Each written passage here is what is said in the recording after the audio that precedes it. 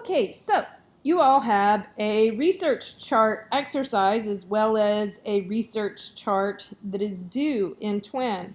And the reason I have you doing these is I want you very focused on the fact that you are on the hunt for analogies.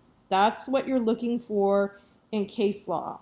And the research chart is a tool for helping me to see whether you're getting the analogies you need. It's a tool for you to see that, and it's a tool for us to talk about that.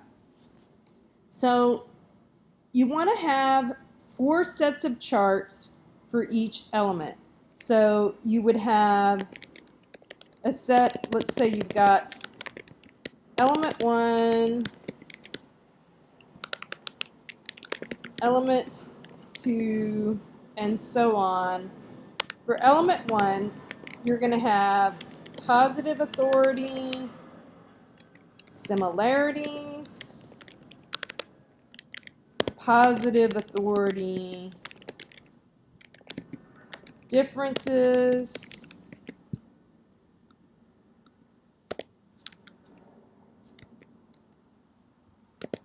well, once again, I cannot spell. And then you're going to be doing the same thing for negative authority. So negative authority, similarities, as well as negative authority differences. Now we want to divide into positive and negative authority cases because remember, positive authority similarities help you, whereas negative authority similarities hurt you. And so dividing it this way is a way of keeping it separate for yourself. And so here's how you can build a chart. You can go to table. All right, and so I'm putting a chart there. I can add or subtract rows or columns later as I go. And let's just copy that chart and paste one here, and paste one here, and paste one here. All right, so remember we had our outrageous conduct claim. And in our last organization exercise, we said, what if instead it had been IIED, where we had intent, outrageous conduct, severe emotional distress, and then damages. There we would have 4 elements, each of which would get its own CREAC and 4 different charts for each of those 4 elements. Likewise, let's say we could go to our negligence example. That one's maybe a little bit more complicated because you've got that subdivided element. So we have duty, breach, causation, and damages. And let's go ahead and do that outline form. All right, and then remember the causation was then divided into actual and proximate causation. I accidentally put a CREAC here last time for that, but really it would be like CREAC, oops, CREAC, CREAC, oops, CREAC,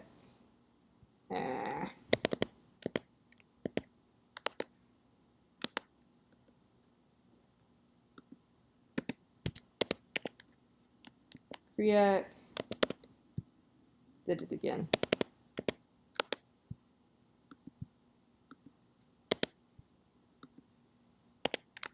And CREAC. In this situation, since you've got 1, 2, 3, 4, 5 CREACs, you would actually wind up having 20 charts. So here, these 4 elements It would be 4 charts each, so that would be 16 charts. Let's say you had that termination of parental rights, and you had best interests, and just endangerment grounds only. Each of those two elements would get 4 sets of charts, so you'd have 8 charts. All right, let's erase this and pretend that we're doing IIED. So let's pretend that we have your previous claim that you worked on, your IIED claim. Over here, you would have Miss Sofatel's case, and here you would have your authority cases. So on element 1, the intent element,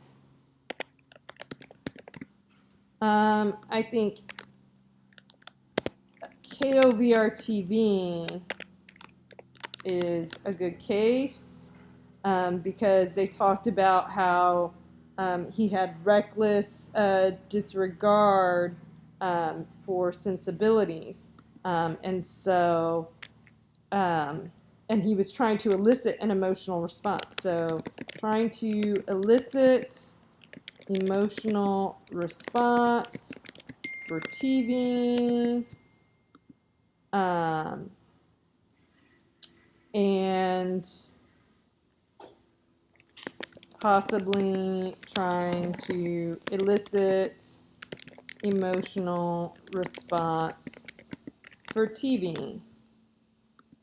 So you're going through and you're filling in the similarities and differences.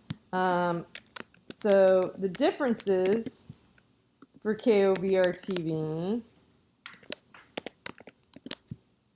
might be that they're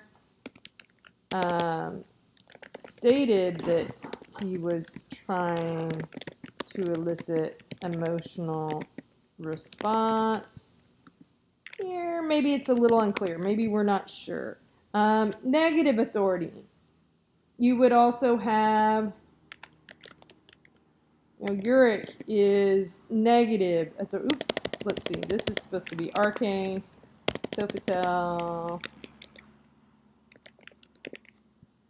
You have Urich, negative authority. I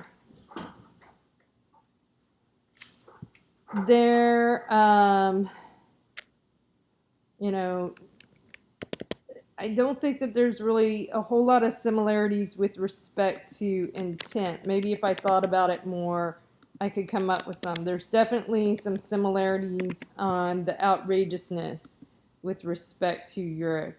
But perhaps a difference might be that in the Sofitel case, the treatment was somewhat disparate, whereas in Urich, he treated everyone that way.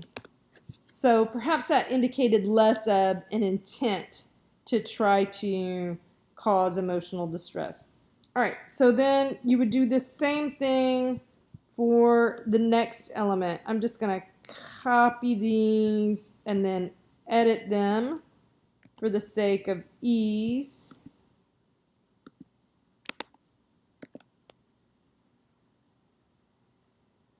All right, so element 1, intent. Element 2, outrageous conduct. So here we have a lot more case law that we want to talk about. We've got KOVR-TV, we've got Alcorn, so we're going to be adding additional rows additional columns and possibly additional rows here. We've got Miller, Newby. Am I missing a case? Newby. Oh, Golden. for this element. Except now we're not really concerned about the fact that they're trying to elicit an emotional response, except to the extent that that relates to outrageousness. Let's see, insults would be one of ours. Racial slurs, here for Alcorn. Threats and possible racial language for newbie. So we're comparing that to insults, age, young children for KOVR TV. Let's see. What else do we have? We also have the fact that it was very public, the public nature. In front of class, possibly filmed. Filmed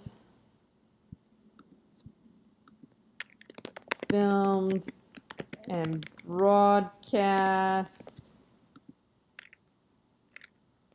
Group conduct,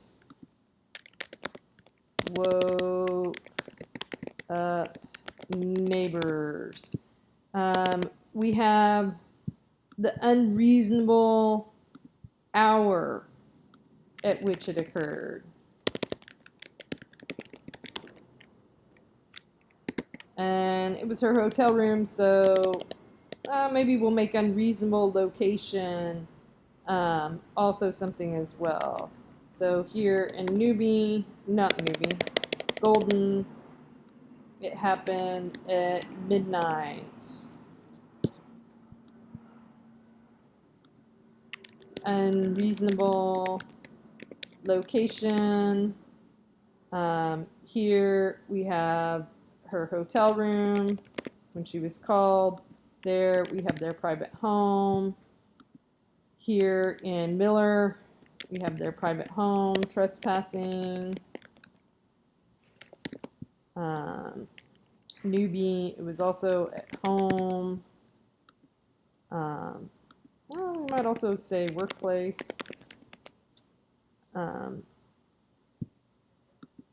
And Alcorn, it was at the workplace, private home.